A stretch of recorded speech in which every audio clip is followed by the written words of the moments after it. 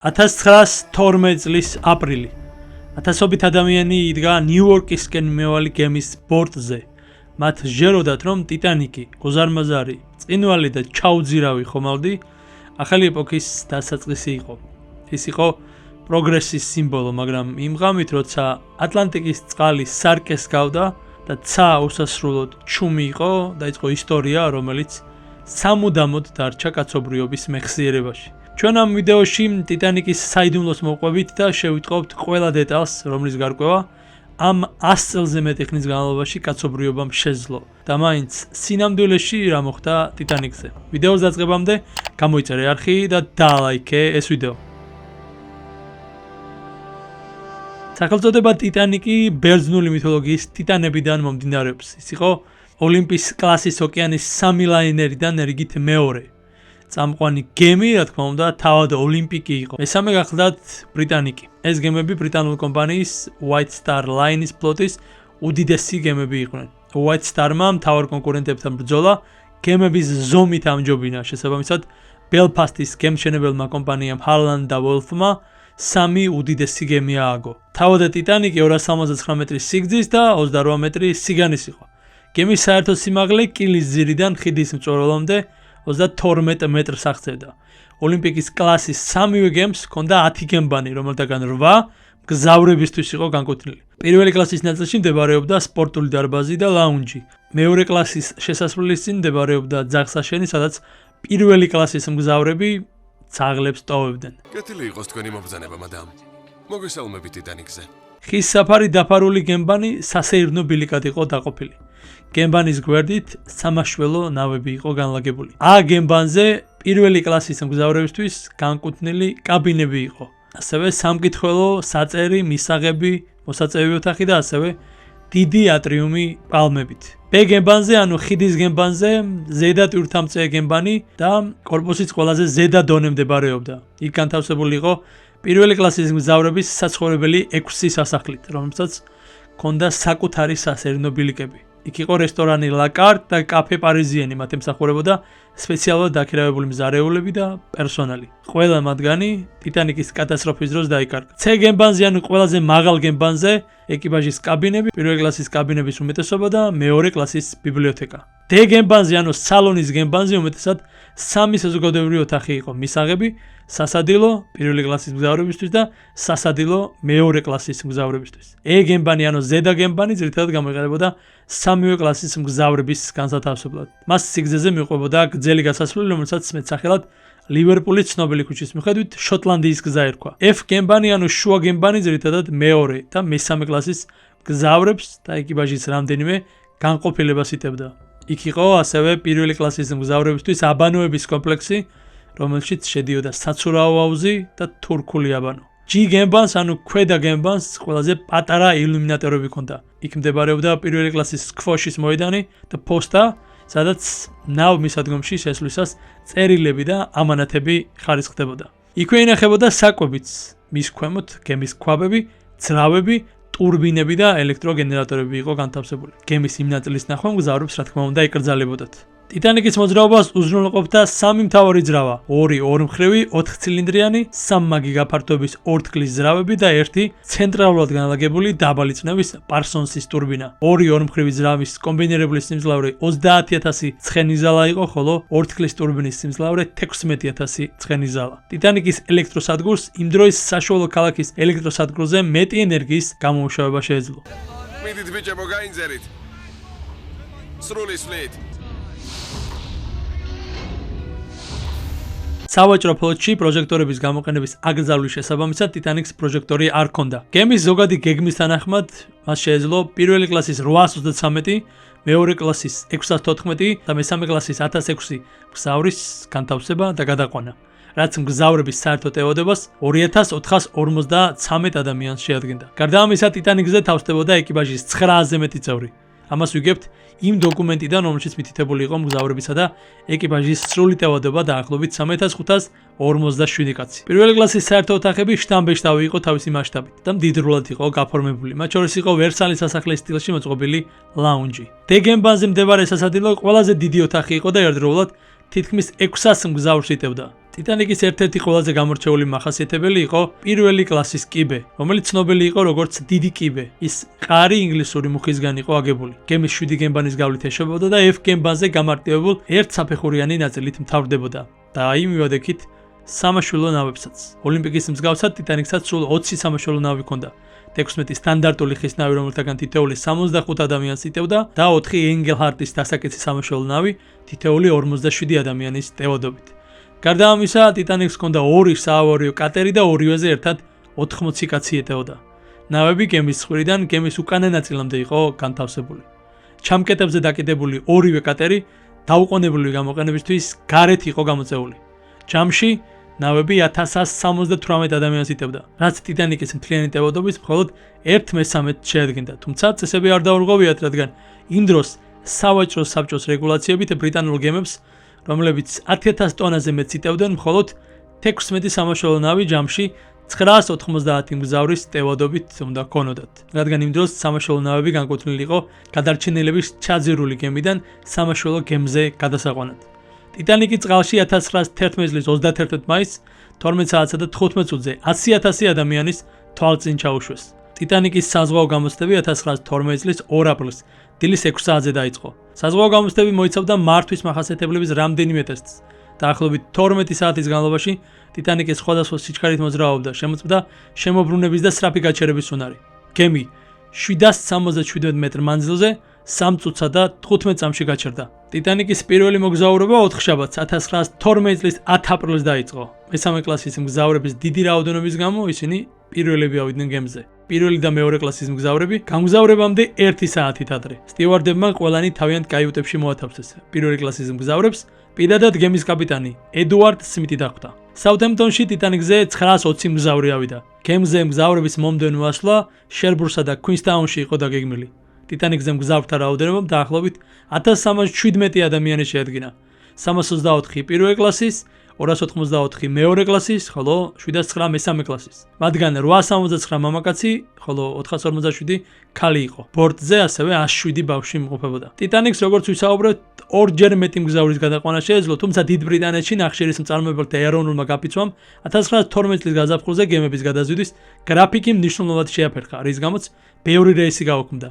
ბევრმა პოტენციურმა მგზავრმა გზავრობის გეგმები გაფიცვის დასრულებამდე გადადო. თუმცა ამის მიუხედავად იმ დროის რამდენიმე ყველაზე გავლენიანმა ადამიანმა ტიტანიკზე ბილეთი პირველ კლასზე დაჯავშნა. მათ შორის იყვნენ მილიონერი მაგნატები, მხატვრები, ისტორიკოსები, მეცნიერები, იურისტები, ჟურნალისტები, მოქანდაკეები, სპორტსმენები, სამხედრო მაღალჩინოსნები და სხვა ბორტზე მყოფი ადამიანების ზუსტი რაოდენობა დღემდე უცნობია, რადგან ყველამ, ვისაც ბილეთი ჰქონდა დაჯავშნილი, გემამდე ვერ მიაღწია. სხვადასხვა მიზეზის გამო დაახლოებით 50 ადამიანმა ბილეთები გააუქმა. ზოგიერთი მგზავრი გემიდან ჩავიდა. ტიტანიკის მოგზაურობა პირველივე პორტიდან გასვლიდან რამდენიმე წუთის შემდეგ კინაღამ დასრულდა.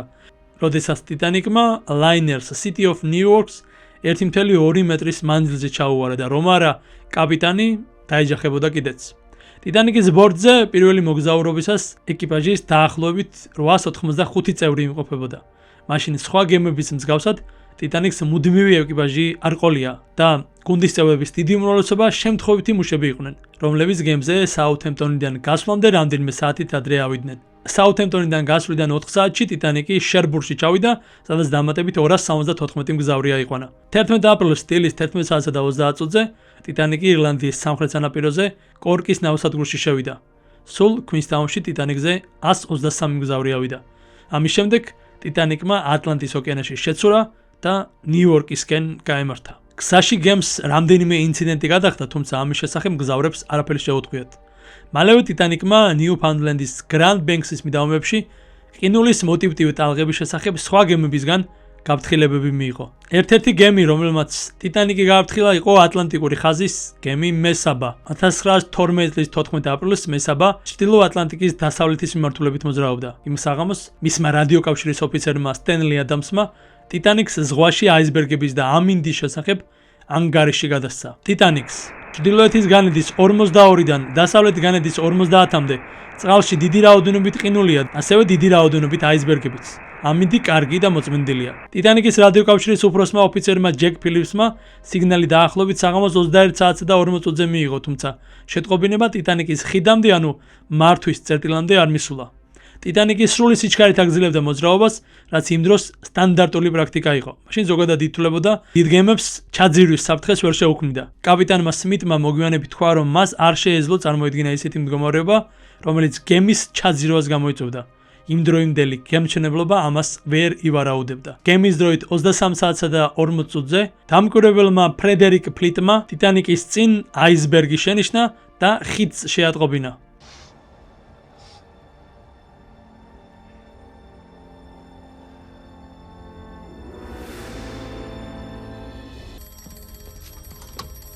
არის მანდ ვინმე? დიახ, ხედავთ რამეს? აისბერგს, პირდაპირ ჩვენ წინ. პირველმა ოფიცერმა უილიამ მერდოკმა აისბერგის გვერდის ავლა და ძრავების უკან გადაწევა ბრძანა, მაგრამ უკვე გვიანი იყო. ტიტანიკის მარჯვენა მხარე აისბერგს შეეჯახა. კორპუსი არ გაიხრიტა, ძლიერად ჩაღრმავდა. კორპუსის ფოლადის ფირფიტები გაიჭედა და გაიყო, რამაც წყალს შიგნით შეღწევის საშუალება მისცა. ზოგადად შიდა სივრცე გემების კორპუსში შემოსაზღვრულია მყარი გრძივი და განივი თიხრებით. ეს იმისთვის კეთდება, რომ წყალმა მთლიანად არ დატბოროს მთელი სივრცე. ტიტანიკზე კი მალე გაირკვა, რომ გემი ჩაიძირებოდა, რადგან წყლით გაივსო 4-ზე მეტი წყალგამომტარი სივრცე. ტიტანიკმა ჩაძირვა დაიწყო. 5 განაკვეთი ჩაძირულია. გემს შეუძლია წყალს ზემოთ დარჩეს. 4 ჩაძირული განაკვეთით, მაგრამ არა 5-ით. 5-ით არა.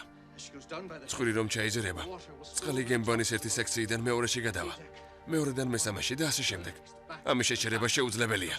რადგან წყალში გემის კუთხე უფრო და უფრო ციცაბო ხდებოდა, წყალი თითეული წყალგამტარი ტიხრის თავზე გადადიოდა. ტიტანიკის ბორტზე მყოფი მგზავრები ასეთი საგანგებო სიტუაციისთვის მომზადებლები იყვნენ და არც ნავები იყო საკმარისი. ეკიპაჟი სათანადოდ არ იყო გაწვრთნილი ევაკუაციის ჩასატარებლად.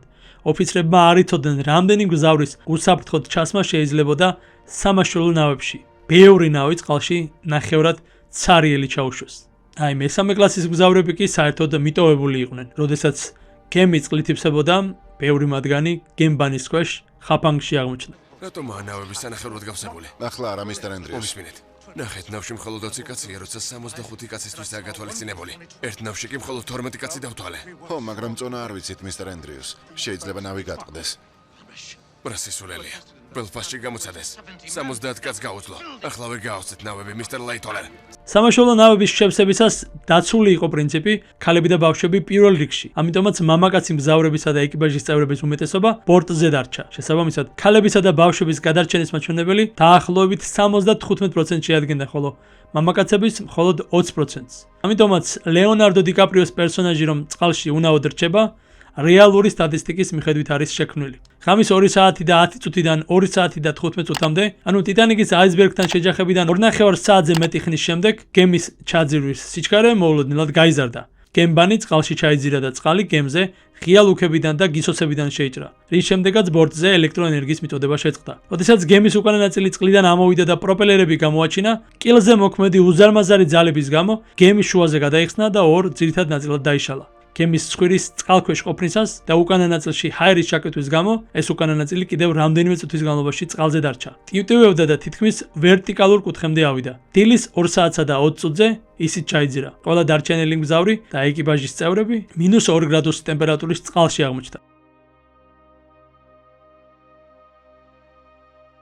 იქიდან მხოლოდ 5 ადამიანი გადაარჩინეს, მიუხედავად იმისა, რომ იმ სამაშველო ნავებში კიდევ მინიმუმ 500-ზე მეტი ადამიანისთვის იყო თავისუფალი ადგილი. ტიტანიკიდან, რა თქმა უნდა, იგზავნებოდა განგაშის სიგნალები რადიოკავშირით, რაკეტებითა და ნათურებით. თუმცა ჩაძირვამდე ტიტანიკთან ახლოს ვერავინ მივიდა. მაგალითად, SS ბირმა სპორტზე მყოფმა რადიო ოპერატორმა შეაფასა, რომ მათი ლაინერი ადგილზე დილის 6 საათზე იქნებოდა. იყო ასევე გემის სახელწოდებით კალიფორნიელი, რომელზეც ვიდეოს განმავლობაში ცალკე ვისაუბრებთ. დაახლოებით დილის 4 საათზე უფრო შორი დისტანციიდან ტიტანიკთან სხვა გემი კარპატია მივიდა, თუმცა იმ დროს ტიტანიკი უკვე ჩაძირული იყო. სამაშველო ნავები საშუალოდ მხოლოდ 60%-მდე შეივსო.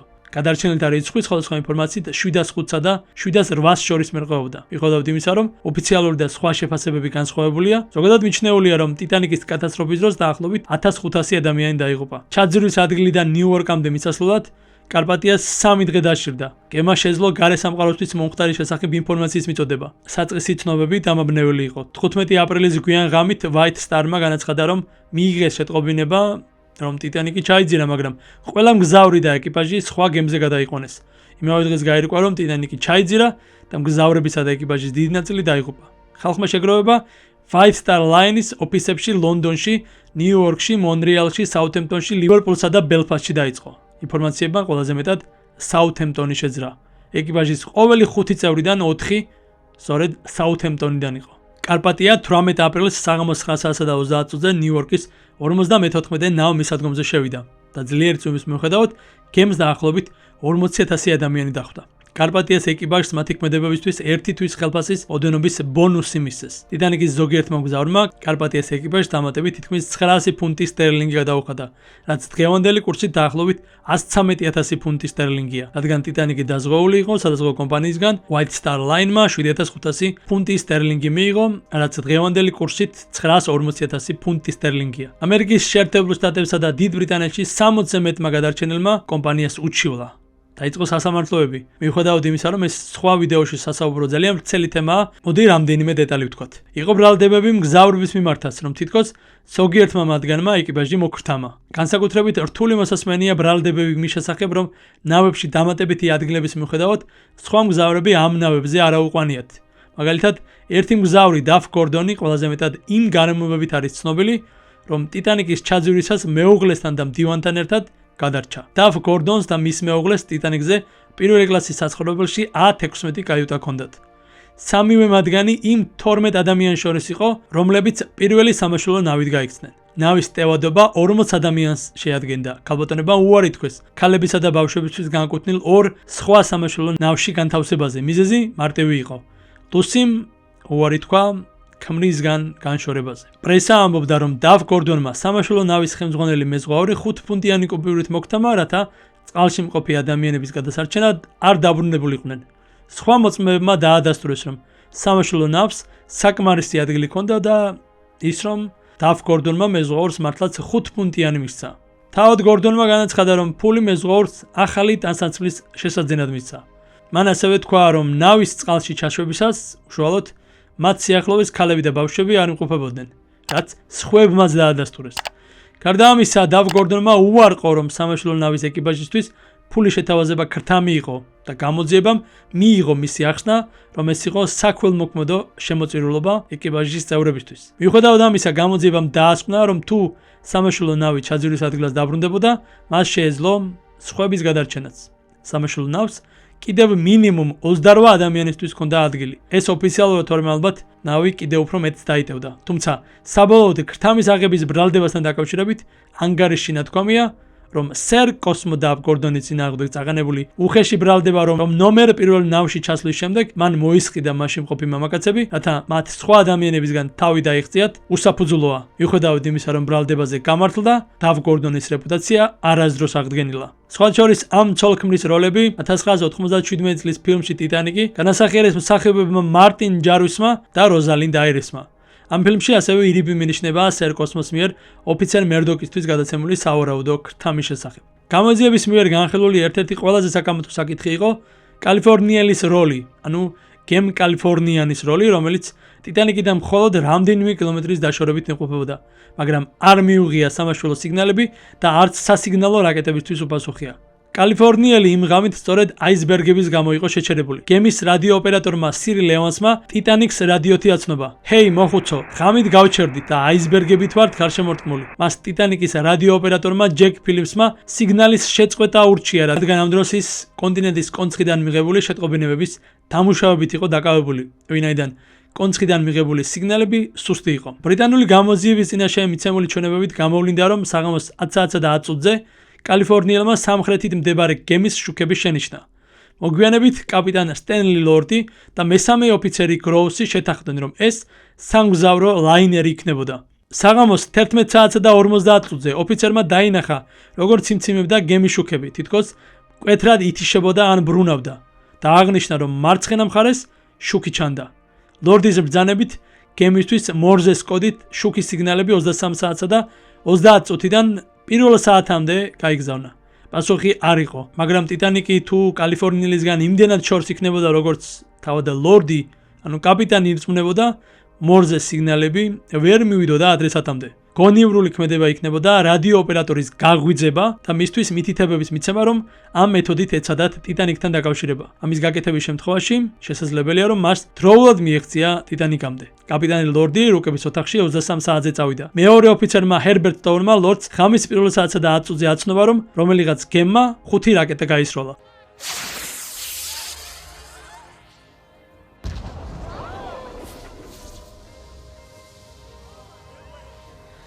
ლორდმა იკითხა, იყო თუ არა ეს კომპანიის სიგნალები, ანუ ფერადი ციმციმები, რომლებიც იდენტიფიკაციისთვის გამოიყენებოდა. სტოუნმა უპასუხა, რომ მან არ იცოდა და რომ რაკეტები ყველა თეთრი იყო. კაპიტანმა ეკიპაჟს დაავალა მორზეს კოდების გამოყენებით გაეგრძელებინათ სხვა გემისთვის სიგნალის მიცემა და ისევ დაიძინა. ღამის პირველ საათსა და 50 წუთზე კიდევ 3 რაკეტა დაფიქსირდა და სტოუნმა თქვა, რომ წყალში გემი უცნაურად გამოიყურებოდა, თითქოს გემი გადაიხარა. ღამის 2 საათსა და 15 წუთზე ლორდს აცნობეს, რომ გემი აღარ ჩანდა. ლორდმა კვლავ იკითხა, ჰქონდა თუ არა შუქებს რაიმე ფერი, მას ისე უთხრეს, რომ ყველა თეთრი იყო. ბოლოს და ბოლოს კალიფორნიელმა უპასუხა, დაახლოებით დილის 5 საათსა და 30 წუთზე მთავარმა ოფიცერმა რადიო ოპერატორი ევანსი გააღვიძა და აცნობა, რომ ღამის განმავლობაში რაკეტები შენიშნეს და სთხოვა ნებისმიერ გემთან ეცადა დაკავშირება.